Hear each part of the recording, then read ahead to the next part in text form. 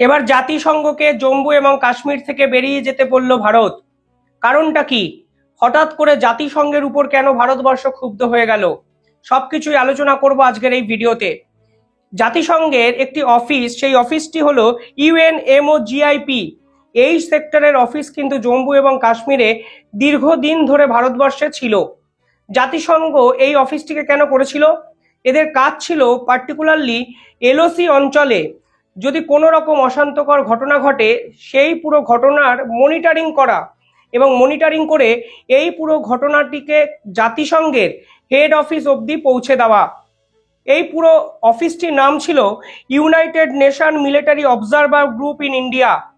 এদের কাজ পার্টিকুলারলি দিনের পর দিন এলওসি অঞ্চলে তদারকি করা এবং ইন্টারন্যাশনাল যতগুলো চুক্তি আছে সেই সমস্ত চুক্তি মারফত দুই দেশ কাজ করছে নাকি সেগুলোকে কঠোরভাবে অবজারভেশনে রাখা।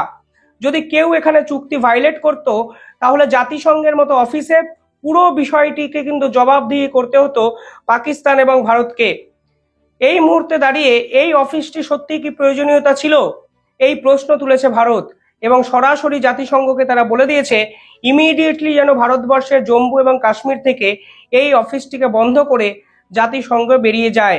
প্রধানত দুটি কারণ। এলওসি অঞ্চলে যে শান্তি রক্ষা করার দায়িত্ব এই জাতিসংঘের ছিল তা তারা করতে পারেনি। এমনকি পাকিস্তান যখন সিমলা এগ্রিমেন্ট করে সেই সিমলা এগ্রিমেন্ট পাকিস্তানের ইচ্ছাতে হলেও আজকে তারা কিন্তু পাকিস্তানের পক্ষ থেকে সিমলা এগ্রিমেন্ট নিয়ে একাধিক বিজ্ঞপ্তি জারি করে তারা এই এগ্রিমেন্টকেই বাতিল করে দেয়, যা জাতিসংঘে ভীষণ মাত্রায় প্রতিবাদ করা উচিত ছিল, আলোচনা হওয়া উচিত ছিল। কারণ জাতিসংঘের কাজই ছিল ইন্টারন্যাশনাল এই ধরনের এগ্রিমেন্টগুলোকে অবজার্ভ করে যদি কেউ এগ্রিমেন্ট ভায়োলেট করে একপাক্ষিক তাহলে এ বিষয়ে সরাসরি প্রতিবাদ জানানো, অন্তত একটি নোটিশ দেওয়া।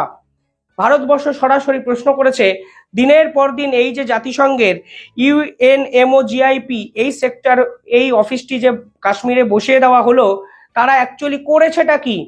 তারা পাকিস্তানের সন্ত্রাসবাদকে বন্ধ করতে পারেনি, তারা সন্ত্রাসবাদের বিপক্ষে জাতিসংঘের হেড অফিসে কোনো মন্তব্য করতে পারেনি, কোনো নোটিশ জারি করেনি, পাকিস্তানকে ওয়ার্ন করেনি এবং আজকে পাকিস্তান একপাক্ষিকভাবে সিমলা এগ্রিমেন্ট বাতিল করে দেয়, যার পরেও জাতিসংঘ একটি কথাও কিন্তু বলেনি।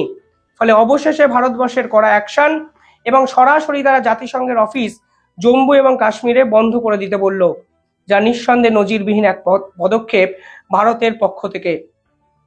এর আগে জাতিসংঘকে ভারতবর্ষ বলেছিল ৩৭০ ধারা যখন উঠিয়ে দেওয়া হয় তারপরে জাতিসংঘের এখানে আর কোনো ভূমিকা নেই, কারণ এই পুরো বিষয়টা দেখভার কেন্দ্রীয় সরকার করতে পারে, কেন্দ্রীয় বাহিনী করতে পারে। জাতিসংঘ কিন্তু ভারতবর্ষের এই যে প্রতিবাদ এটাকে তখন আমল করেনি, তখন বলেছিল না আমাদের অফিসটা এখানেই থাকবে, আমরা অবজার্ভ করব এলওসি অঞ্চলে কোনো ঝুটঝামেলা হচ্ছে কিনা এবং যারা এলওসিতে যদি কেউ ঝুটঝামেলা এবং সন্ত্রাসের সৃষ্টি করে তার বিপক্ষে আমরা কথা বলবো, যা জাতিসংঘের নৈতিক কর্তব্য এবং দায়িত্ব। আজকের দিনে দাঁড়িয়ে আমরা কি দেখলাম?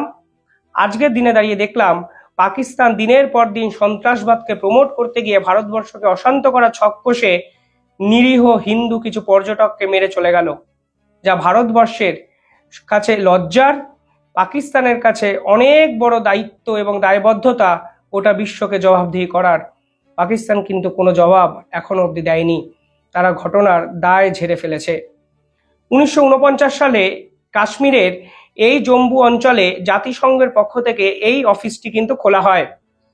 শুধুমাত্র জম্মু এবং কাশ্মীরে খোলা হয়েছে তা নয়, এই অফিসের আরও একটি শাখা পাকিস্তানের ইসলামাবাদেও খোলা হয়েছিল।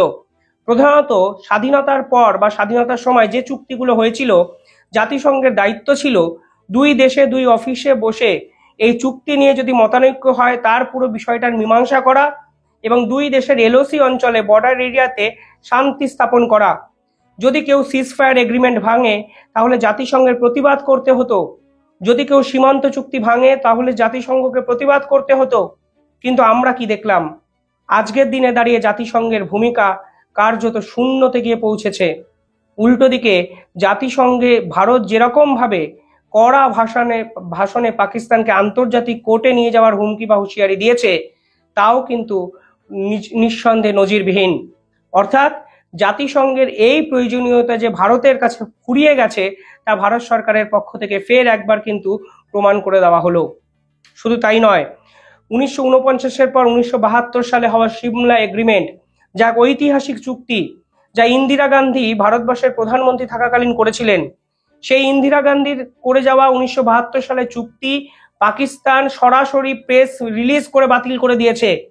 এখনো অবধি জাতিসংঘের পক্ষ থেকে একটা স্টেটমেন্ট আসেনি, অথচ ওদের কাজই ছিল আন্তর্জাতিক এই ধরনের চুক্তিগুলো যদি কেউ ভায়োলেট করে তার বিপক্ষে একটি কথা বলা, স্টেটমেন্ট দেওয়া, আলোচনার বিষয় নিয়ে আসা।